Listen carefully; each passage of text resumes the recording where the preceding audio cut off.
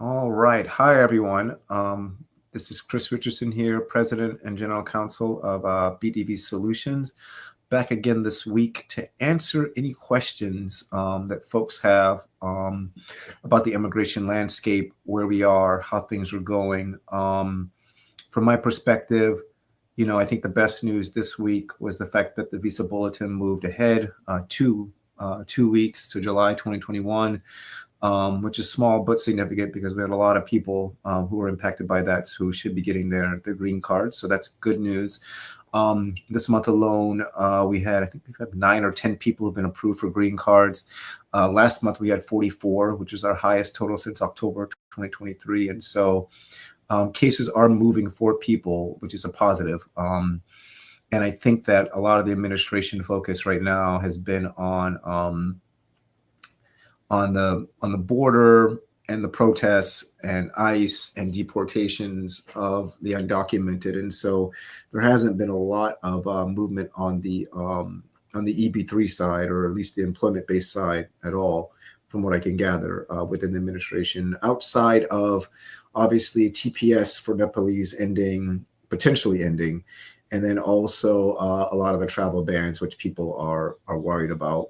In terms of the travel bans, I think that toward the end of the last travel ban, there were a lot of loopholes, or certainly a lot of things that were put in place that made those a little bit easier to get toward the end. And I assume that that's where we're going to be. It's more about the presentation of having a travel ban than actually enforcing that travel ban. So I think that there's going to be a lot of loopholes and ways probably around the travel ban. And as for the Nepalese and the TPS situation, yeah, I am concerned about it, but what's going to happen is that the minute it actually goes into effect, there's going to be a bunch of lawsuits. I know several lawyers are already ready to sue. It's going to have to work its way through the court system. That might take years. And so I'll be curious to see how fast actually TPS is going to end for people from Nepal. I remember during the last Trump administration, they also tried to end TPS for several people. And it's not as easy as like a president just basically saying no more TPS. Except for the people from Venezuela. That was a little bit different because that was toward the end of the Biden administration. Those people didn't have a lot of, I could see how you could end that, but I think Nepalese is going to be a little bit tougher. So we'll see. We'll see how that goes, but I do anticipate a bunch of lawsuits related to that. And I expect that is going to make it a lot tougher to end TPS. Let's see what questions we have. If I'm a military member in Dubai, can I apply for EB-3 visa? I'm Colombian. Yes, you can apply. And I hope someone from our sales team does reply to your message as well, Alejandro. But, you can apply from EB-3 anywhere in the world, even if you're not from not in that particular country, right? So you could be someone who's a Zimbabwe citizen applying in South Africa for the EB-3 visa. You would interview in South Africa for that visa. Or you can interview back in your home country. I tell people, you might want to interview where the interviews are the shortest. And that's where you would want to aim for. But yeah. Another question is, how long does it take to get approval for consular processing? These days, it's probably going to be about 3 to 4 years, if I had to guess. But again, that stuff always changes. I will say that, and I get this question all the time. It's like, oh my God, like the wait times are so long. They seem to be getting worse. And that does happen, but retrogression has never lasted forever, right? It always kind of goes away, and it goes in waves, where you'll have retrogression sometimes even longer than now, for like a period of time. And the government does something, they change something that makes it a little bit easier. And so ultimately, even for the people who are in line now and are like, oh my God, like this seems like it's going to take like 5, 6, 7, 8 years. I'm skeptical that it'll take that long, just because you're going to have less people who are going to be in the funnel, in the pipeline eventually. Businesses will find other ways to get their workers. And I do think that at the end of the day, like retrogression has never lasted forever. It always goes through phases. And I think that we're just in a phase right now with it. I think they have to work their backlog of the past COVID cases and some other cases as well. And I think once they work through that and things slow down, it should start to speed up, or hopefully it'll start to speed up. But, you know, even waiting 4 or 5 years for a visa, you know, that's not ideal. But I do think that that's still preferable, and you also want to just be in line for when it happens, because when it happens, it's done. Like, you're over here, you can move to the US. So that's the best way to think of it. Another question I got is, oh, can I apply as a Colombian military officer? Maybe. You know, I think that analysis, as long as you're not, like, Colombia is not like a enemy country of ours, right? You would need to talk to our lawyer about it in the process, but I doubt that should be a problem applying as a military officer. We have lots of military officers who apply for visas and get them. The question is if you are like from a country that, if you're like in the Iranian military, different problem, different question, different thing, right? If you're in the Iranian military, the North Korean military, yeah, you're probably not going to get your visa. But yeah, I think that's the best way to think about that. Is I don't think Colombia is like necessarily an enemy country of the U.S. for now. And so you should be fine applying for EB-3 with that. So I hope a member of our sales team will reply to you, or I'll reply to you. But yeah, that it shouldn't be a hassle. And also, what do you do for the Colombian military? Are you just regular old soldier, or are you like doing espionage against America, right? Like, those are the types of things that you might have a bit of a problem getting it. But yeah. A question here is, per I-140 approved, the past 4 years, the wait seems longer. Yeah, I think that this might get a little bit. So what gives me hope on that is the fact that the visa bulletin is actually moving forward, despite the fact that the I-140 approved is getting longer. That gives me some hope. And I know, in talking to people in the government, the big problem that they're running into is that they're basically going back to all these old people that applied for EB-3 10, 12 years ago, saying, hey, now it's time to do the interview. And guess what? All these people have moved on with their lives. They've either quit, there's no way to get a hold of them. And so the reason why the government is moving consistently forward with the visa bulletin is for the fact that they're trying to interview and find these old people from the past. But, you know, EB-3 isn't like EB-1 or EB-2 or even EB-3 skilled, where you have a direct match with an employer, a direct one-on-one match with the employer. The employer, I can see, could wait a really long time, or the foreign national could wait a long time if they're a skilled job. Unskilled job, you know, 10, 12 years, you know, especially those old cases from back in 2014, 2015, a lot of those are not the cleanest nor best EB-3 cases. And I assume that they're going to have a hard time, the embassies and consulates, actually finding a lot of those people. And that's what they're already encountering. And so that's why we're seeing a lot of forward movement. Now, what I'll be really curious about is what happens come October, as the embassies and consulates stop finding people who they can actually approve for the visa. Let's see. If you're on TPS and your labor, let's say that your TPS gets canceled, does your labor certification also get canceled? No. Your labor certification process, that's going to go as is. Your I-140 process, that's going to go as is. It really is down to, you know, like, you should probably just go back to Nepal. If worse comes to worse, and the courts have run out, the courts have said, you know what, President Trump, you can definitely do this. Then the answer would be that you would go back to Nepal and finish your process from there. But your TPS isn't, you know, you can keep your TPS or lose your TPS, but you can still continue with consular processing overseas. Not ideal. And certainly, like, if you could find another non-immigrant path, all the better. But for those people who are on TPS, whose TPS are getting canceled, your DOL process continues. Your I-140 process continues as well. It just comes down to when you actually apply for the green card, you're going to have to apply an interview abroad rather than in the United States on a TPS status. Someone asks, I already have my green card. Is it safe to travel outside of the country? I get this question a lot. A lot of people call me and will ask me, oh man, I got my green card a couple of years ago. Is it safe to travel?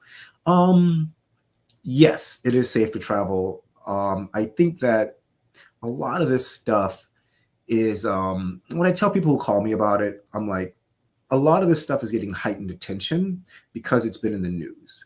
But at the end of the day, Yeah, you're going to see a lot of these people get turned around, but hundreds of people get turned around or blocked at the border all the time, right? Like, of the millions who travel, yes, hundreds of people this happens to. Because the media has been covering it a lot more, everybody now is afraid to leave the US. All green card holders are terrified, like, oh my God, they're going to pull my green card, they're going to do this, they're going to do that. Even American citizens I talk to are like, oh man, Chris, I'm so terrified of traveling. What if these guys come back and give me problems when I come back in the country? One, a lot of the people who have problems at the border, the green card holders, they'll say stuff online, they'll talk and badmouth the administration, they'll say things, or they were involved in something where it's like literally like they vandalized things or they committed crimes in the US and they have a difficult time getting back into the country. But at the end of the day, even as a green card holder, you do have some rights.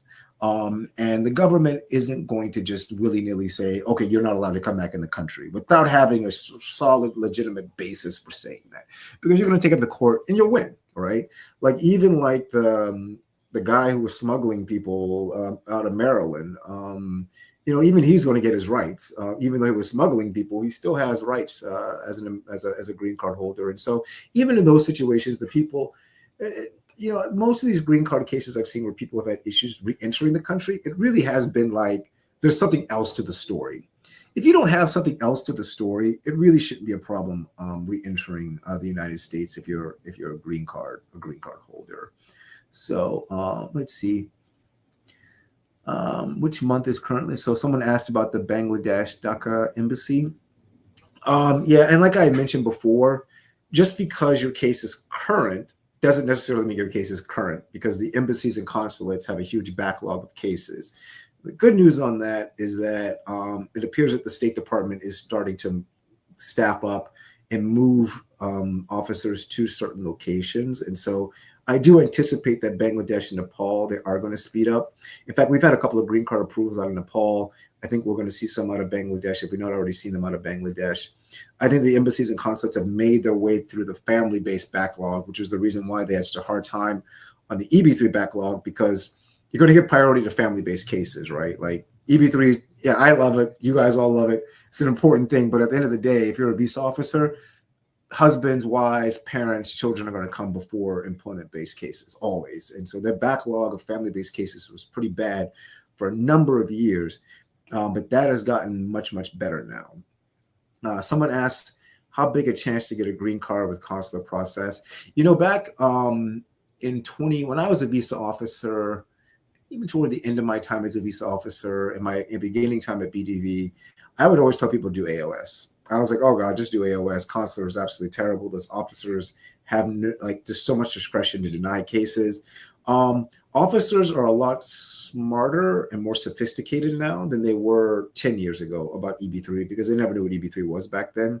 So you're seeing much less delays in visa issuances now than you did in the past. When I first started at BDV, coming out of Vietnam or South Korea or China or Hong Kong, that was a no-go. They did not issue EB-3s at all. They worked themselves through all of those issues, and now you have a strong chance of getting that visa now. So I think that Consular and USCIS finally are on the same page. So I don't see it being as big a problem as it used to be. As I think that everybody knows that a large part of the backlog of cases really were those old cases from back in 2014, 2015. There were a lot of EB-3s, probably even more than there are now, that just weren't good, that just had bad sponsors, bad foreign nationals who didn't know what they were doing or what they were interviewing for. And really, a lot of those people don't even exist anymore in the system. And so the embassies had a really hard time navigating that. And so I think that that's been the process. Someone's asked me about the dropouts, sponsors drop out in the middle of the process. I think it angers me when a sponsor drops out. I think that for a lot of the sponsors, we can sit there and yell and scream at them about how this hurts people's processes, but sometimes they have reasons why they're dropping out. I think I've rarely seen a reason that I think is the best. But, if people are sick or dying and they own a business, it's hard to force them to stay in the business. If their business is dissolving, if their business is being bought by another business, those are things that, it means that they have to drop out in some of those situations. And so, but I do think that we at BDV and as a company have to do a better job of adding penalties, restrictions. And I think we do a great job of educating the employers. But, if an employer sells their business or their business vanishes, it's like, well, then what about the next employer? And I think that BDV, we've had dropouts, but, compared to the thousands of these that we processed, tens of thousands of these we processed over the years, it's still small, but it does impact people's lives. And it really has made me think about what are the different penalties we can put in place going forward to make sure that our foreign nationals are protected. Because, I think if foreign nationals I get why they'd be mad. I get why they'd be upset. And I get yelled at all the time by foreign nationals who call me and tell me, hey, this guy dropped out. What are you doing about it? And it is our job as BDV to make sure that, that doesn't happen. And so that's why I have my team flying all over the world, or all over the US rather, to talk to employers, to convince them to stay in the process and to not drop out, and let them know what is the real world impact of what they do on our foreign nationals, and what, why that's important. So I think that's something that we're definitely aware of. We're definitely working on. We're doing our best to try to keep sponsors in the process. And also even in the onset of it, making sure that when we hire somebody, that we let them know, or rather when we work with a sponsor, we let them know hey, this is the process. And so in fact, we just hired an account manager who you'll be talking to soon. I hope to have him on a Facebook Live soon. But basically what the account manager's role is just to go to every one of these employers. I'm gonna have that person on the road, talk to these employers every day and be like, listen, what are your concerns? What are your complaints? Are you thinking of selling your business? Let us know what's going on. And so really focused on forward thinking on how we can make sure that our employers understand the gravity of any decisions that they make and how that impacts our foreign nationals. Let's see. How I would like to know if we change consular, is that affecting the priority date? No. Your priority date is your priority date. Whether you do consular or AOS, that's your priority date. Now, changing it, that can, no, not really. I was going to say it does slow down the process, but that was back when we were current. Right now with the wait times, it doesn't impact you. But yeah, whether you change from consular or AOS, I know a lot of people change from consular, AOS to consular because it's cheaper, right? Living in America, maintaining a student visa status and other statuses is an expensive thing. So I know a lot of people will end up doing a consular process and moving over. But your priority dates don't change. And I think that ultimately, like I've always said, you just want to be in line because you have no idea what's going to happen, right? It might be a 4 or 5 year wait time today, but tomorrow the government might change a rule. They might pass a bill. Something might happen that makes it, or they might, and I always cite this example of 2007 when they literally made everybody current, right? The administration woke up one day and said, you know what? You all got along. It was very similar to the wait time it is now. And the government said, look, we need workers. Let's just go ahead and do this now. And so all those people who were waiting forever suddenly got their green cards overnight. And so I would just tell you that weird stuff like that happens in the government. And so it's better to be in line and be the benefit of it now than imagine being that person who applied, who was like, oh crap, they're current. Let me go ahead and apply now. But guess what? Those people then ended up being in the backlog anyway. So better to be in line, be protected by that, and then go forward. My PD is June 2024.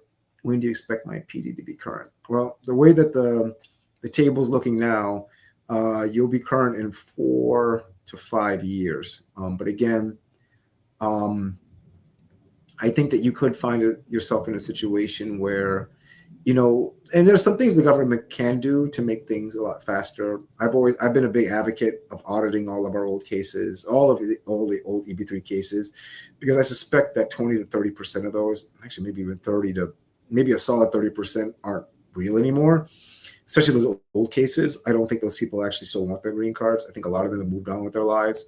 I know at BDV, we ourselves struggle with the fact that a lot of our older cases, people just don't exist anymore. They've already done something different. They don't want to move to America. And I think if the government actually cast a wide net asking, hey, do you still actually want this green card?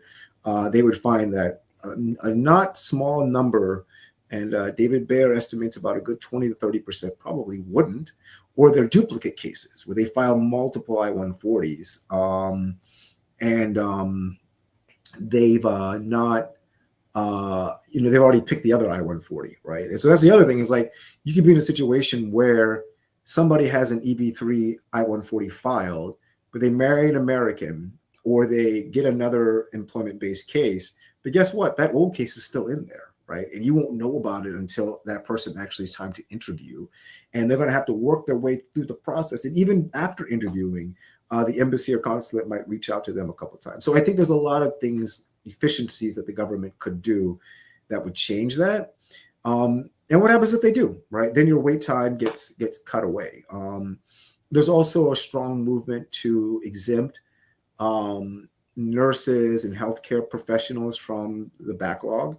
If that were to happen, that would impact EB-3 unskilled, because then those people that we're competing against, no longer we have to compete with them anymore, right? And so there are a lot of things that can just happen on the road that would make this process a lot faster. I'm not saying those things are going to happen, but it's possible those things would happen. And so it's better to be in line than not. Let's see. Have you heard about an EB-3 applicant from BDV who got rejected at the airport when he tried to enter the U.S. after getting their visa approved? No, I have not heard of that. That's the first I've heard of it. I think I would have heard about it by now. If anyone on my team is listening, if you've heard of someone being rejected at the airport, please let me know. But I've not heard of that. I've never heard of that happening in terms of like getting your visa. Once your visa is approved and you're coming over to the U.S., that entering the country generally isn't an issue unless you have other things going on.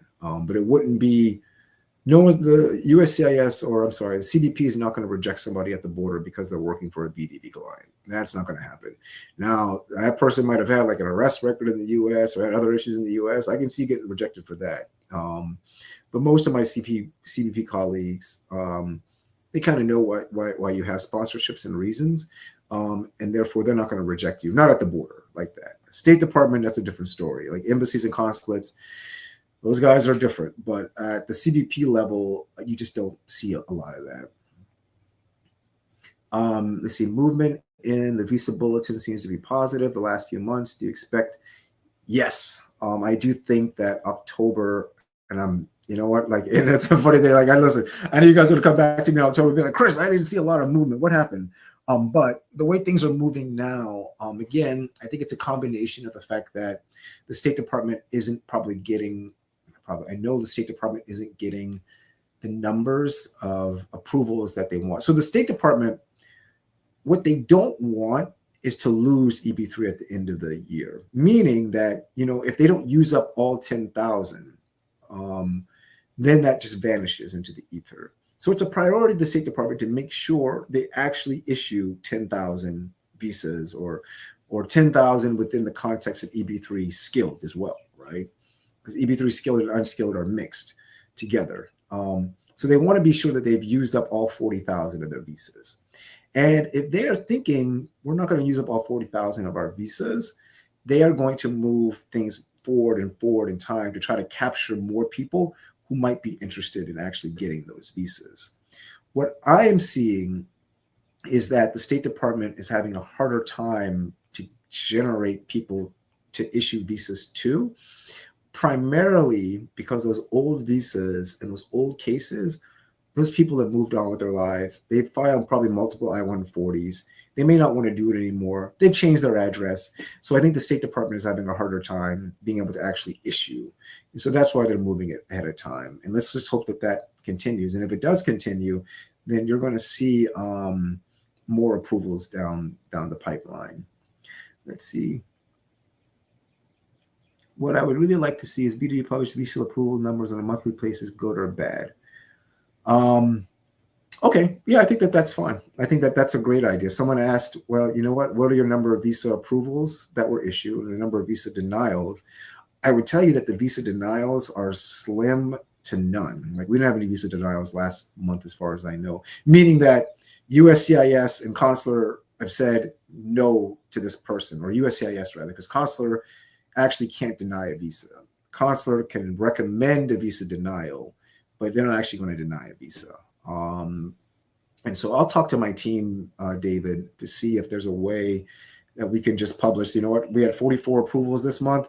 We had 0 denials of green cards this month. Now on the DOL side and the USCIS I-140 side, it's a little bit trickier because you can always appeal those. But I'll talk to my team. I think that that's right. I think that that's 100% right. We're all in the same boat together. We have to be transparent as a business. And I see no problem with letting people know, like, hey, these are the approvals we've had, but these are the denials we've seen too. But I can say on the green card side that, and I hope I'm not speaking out of turn, but I have not seen any denials of actual green cards. Let's see. Is retrogression possible? I don't get that question, Teresa. You're asking, is retrogression possible even if there's no payment? Are you talking about a denial or visa retrogression? Because visa retrogression is just the world, right? Like that's just something that we're all like facing right now with EB-3. If you're asking about a denial, then yeah, visa denials are possible in any circumstance. So Dawa asked, my priority date is March 2022. How soon do you expect me to become current? I hope by March of 2026 you'll be current, if not sooner. I think October will be a big tell, and I'll be right back here again and we'll talk about it. But I'd love to see how fast we move forward in October. So the way things are moving now, maybe by March of next year or February of next year, you might be current. But you know what? I remember that one October, we all woke up and they jumped ahead a year. So anything's possible. But I think that probably March of 2026, you should be current and ready for your interview. Hopefully, fingers crossed. You see, I applied in July. When will my perm certificate be issued? If you're going by the current chart, if you applied in July of last year, your LC should be approved by September of next year. Oh no, you applied July last year, September of this year. Should be. But, you know, DOL is taking slower and slower time to approve these. And I suspect it's because they want to force the government to allow them to charge for the LCs. DOL's issue has been always that it's a free service. Anything's a free service is going to be like a harder service, right, to justify. And DOL is like, well, why can't we charge for this the same way that USCIS charges, in the same way the State Department charges? Why can't we be fee generating? And I think that the DOL makes things slower because it makes it easier to justify, hey, this is why we need to charge. Now, you know, I've mentioned this before. It's a double-edged sword. That DOL takes as long as it did. If DOL like could issue its stuff tomorrow, then oh my God, I couldn't imagine what the visa bulletin would look like, right? It would look really, really bad right now if DOL moved fast. I wish it moved faster, but do I want them to do it like overnight? Probably not, because then we're not without raising the cap, obviously, or not without changing the rules on the cap. Let's see, any update on the Dignity Act? What are the chances of these bills passing? There's going to be no bill this year. There'll be no bill this year in Congress. I think that what they're going to want to see is more traction on the border. They're going to want to see more deportations. And then President Trump is going to be able to come back and say to everybody, hey, I deported all these people. Now we can do an immigration reform bill. My fear is that we're going to, especially with the stuff going on in LA now, there's going to be a lot of poisoning of the well in terms of both Democrats and Republicans, that they're not going to want to talk or do anything with immigration reform. And that's my fear, is that the government leadership is going to say, you know what, man, I hate that guy, or man, I hate that gal. Let's just not do anything on immigration. So I'm hoping that there will still be space next year for immigration reform. But, I'm not as confident anymore. I think that a lot of bridges have been burned in this process. And it's possible that, especially now that Elon Musk is no longer friends with the president, that his desire for actual reform is going to be slim to none. So, yeah. So someone asked about the TPS Nepal being terminated. I mentioned it earlier, but I'll say it again. Yes, it's been canceled, but I want to see, people are already preparing lawsuits for it. I want to see how those lawsuits go, because the last time the Trump administration canceled it back in 2019, 2018, there were a lot of lawsuits that blocked it, the cancellation, because a lot of people have already been in the process for so long. That did not happen with the Venezuelans. I admit to that. Their thing got canceled and it stayed canceled. I think that was because they were newer in the process and it was easier to cancel it. So I'm not as sure about that. But if worse comes to worse and you have to leave the country, and your priority date is April 2022, I would leave, go back to Nepal, and I would interview from Nepal, if you can. Like, I think that that's unfortunately, the only answer, because you're so close anyway. April 2022, you probably have to wait another 6, 7, 8 months or 9 months before you become current. October will be a big tell. I would just go back to Nepal to do it, or wait in this country and let the lawsuits work their way through.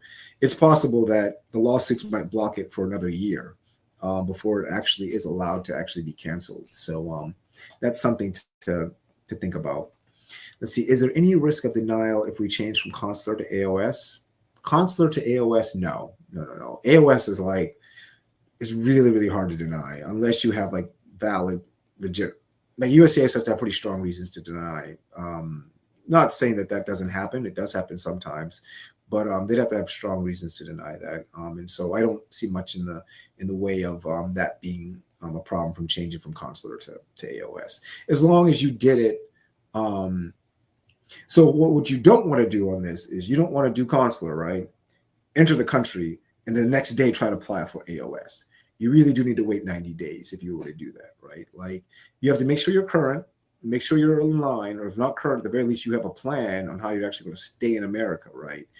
On your AOS status. What you don't want to do is come on consular and then immediately apply to change your status, because then the government's going to come back and say that, well, you never had the intention of coming over on whatever non-immigrant visa you were, right? So if you come over to the US on a B visa, and you try to change your status within a day or two or a week or even 30 days, the government is going to say that your initial intention was always fraudulent, and therefore they don't have to give you your visa. And so that's something to think about and consider.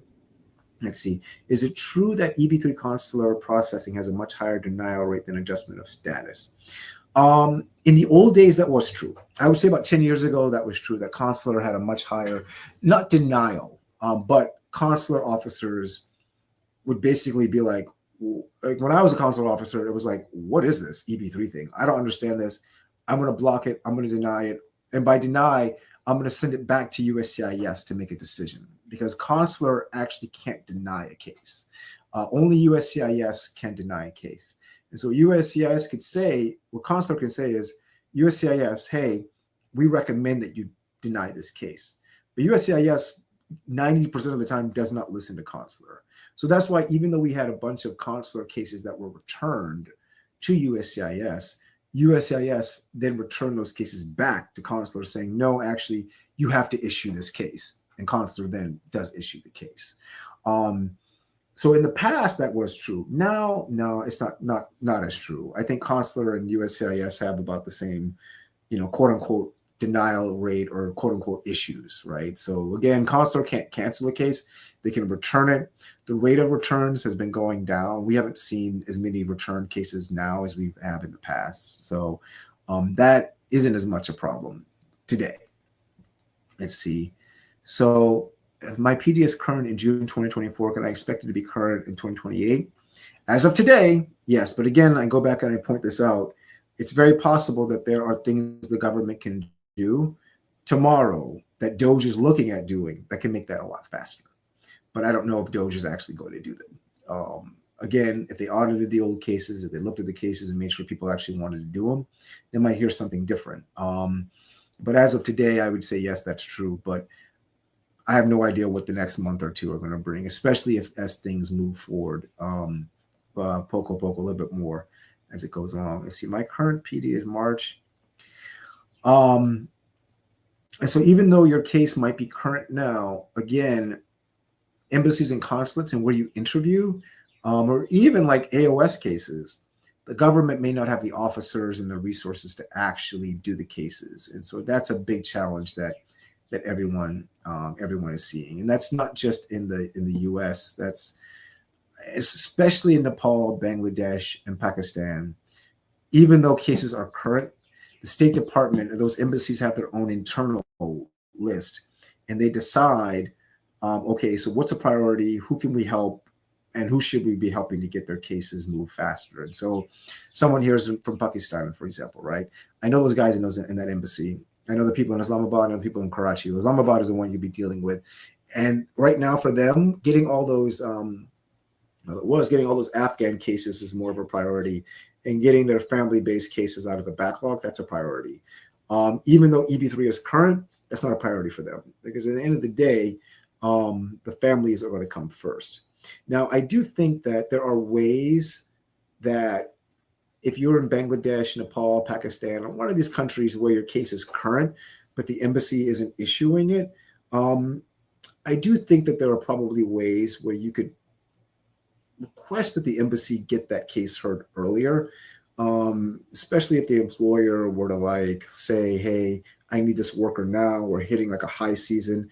I think we've tried that a couple of times back in the old days. We used to do that. And sometimes it would work, sometimes it wouldn't work. But if the embassy can see that there's a reason why this person needs to be in America sooner, especially from the employer standpoint, then maybe that's something we should think about again, is seeing if there's a way that we can find out if these employers need people for the summer months, for example, and say, hey, is there a way to expedite this case? I don't know if anybody from visa processing is listening, but please, let's just look at that being something that we could potentially do. All right, I'm going to take a couple other questions, and then I unfortunately have to go, but I'll be back next week, so you guys can ask me these again. Is there a possibility that the priority date is going to move faster than current? Yes. Like I've said before, I think that just being in line now is better than not being. It's possible it can go faster. I think it's more likely, and it's also possible it can go slower too, right? But I think on where we are right now, and in terms of the State Department's difficulty in finding people to actually issue visas to, I think it's more likely to go faster than it is to go slower. And if we were going to get a real slowdown, I think we would have already seen it by now. But I think that for now, we're not going to see the same levels of slowdown with retrogression as we did in the past, which is positive.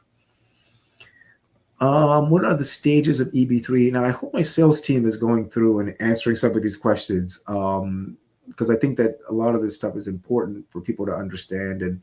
But yeah, basically it's 4 years right now. That's the wait time. If you're current, my prevailing wage is February 20. Prevailing wage. My priority date is February 28, 2023. You should expect to be current in about 2 years, as of today. But again, October will be a big tell if the visa bulletin is going to move any faster. Any updates on EB-3 skilled? I don't do EB-3 skilled. What are you talking about? This is EB-3 unskilled form. I'm not going to help those skilled people. Oh my God, 2 EB-3 skilled questions. Oh my goodness, wow. I thought this was the unskilled form. I think that EB-3 skilled is probably going to go faster and be current even before EB-3 unskilled will be. That's all I'm going to say on that, is I think that they are having the same problems as in terms of like finding people. Well, actually, maybe not though, right? I haven't really thought about EB-3 skilled. But again, if you think about EB-3 or EB-2 and EB-1 and EB-3 skilled, those people are a lot more aligned and attuned to their employers. So they're more likely to stay in the process. Like I should get David Baer, somebody to step. I suspect that the ratio of real, EB1 and EB2 and EB3 skilled is much less than the ratio of non-real EB3 unskilled. And real, by real, I mean that if I talk to somebody who had an EB3 skilled application 10 years ago, chances are that person's still real, still there, still wants it. I'm not so sure on the EB3 skilled side, unskilled side rather, because we have seen that ourselves and people in the State Department have told me that when they try to reach out to people who've been waiting 10 years for their green card or whatever happened. And again, like that's what happened was 10 years ago, 10, 15 years ago, the State Department basically put a huge pause on all EB3 unskilled. They weren't issuing any EB3 unskilled. They basically returned all those to USCIS. USCIS finally returned all those people. So a large part of the backlog is not just COVID cases, but it also is this cohort of cases from people whose cases were sent back to USCIS. USCIS is now sending all those cases back to the State Department for issuances. But what's happening is that none of those people are interested anymore, or they weren't real the first time. And so there's a bunch of just not real cases that are in the EB3 unskilled pipeline. I don't think that that exists in those other pipelines, right? And so it's possible EB3 skilled will move faster, but I'm not as sure about that as I am about EB3 unskilled eventually moving faster. I'm going to take one more question, and then I have to run, but I will be back next week or the week after to do another one of these Ask Me Anythings.